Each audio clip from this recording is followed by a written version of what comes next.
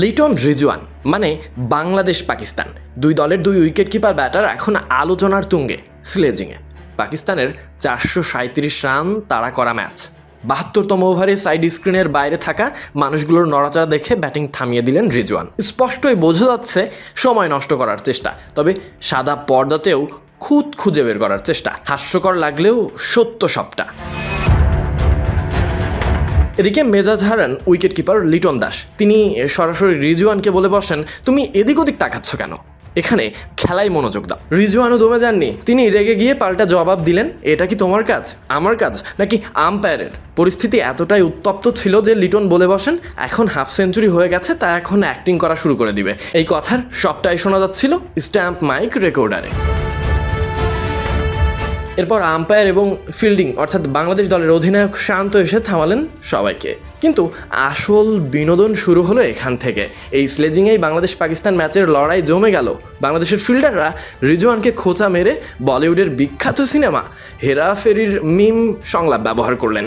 Stamp মাইকে পরিষ্কার শোনা যাচ্ছে ফিল্ডাররা হিন্দিতে বলছেন, হাম ইসসে ওভার অ্যাক্টিংকে 50 পয়সা কাটেঙ্গে, অর্থাৎ ওর ওভার অ্যাক্টিংয়ের জন্য 50 পয়সা কেটে নাও। শুধু তাই নয়, তারা আরও বলেন, দলে তো জায়গা পাক্কা, তাই এত ওভার অ্যাক্টিং করছে।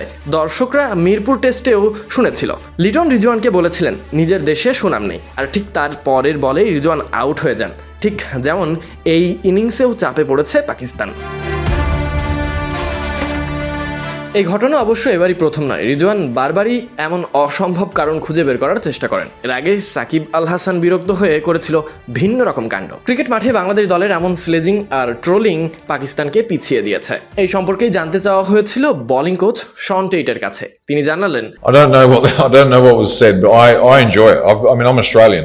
জানি না লিটনের রিজন কি বলেছে, তবে আমি উপভোগ করেছি। আমি তো অস্ট্রেলিয়ান, তারা কি বলেছে বুঝিনি। আজি বাজি আমার মজাই লেগেছে, তবে আশা করবো এগুলো মাত্রা ছাড়াবে না। মাঠে একটু আগ্রাসী মনোভাব তো থাকবেই। দুই দেশের সমর্থক থেকে শুরু করে সবার অনেক প্যাশন এই খেলা নিয়ে, তাই এসব ব্যাপার ভালোই লাগে। Some guys in a contest trying to get each other out, whatever it is, trying to stay in the contest. So I love it. Yeah.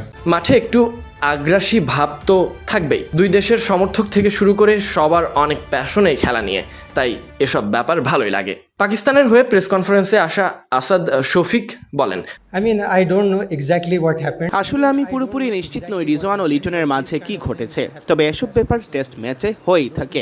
আমার মনে হয় না সেখানে সিরিয়াস কিছু ঘটেছে, কেবল চিটচ্যাট হয়েছে। বাংলাদেশ পাকিস্তানের লড়াইটা আজকের নয়, শুরুটা মানচিত্রের, আর এখন বারবার দেখা যায় 22 গজে। আর এই লড়াইয়ে বাংলাদেশ আরও একবার জিতে যাক সেই প্রত্যাশাতে। Sadiq Ahmed Sunny, BD cric time.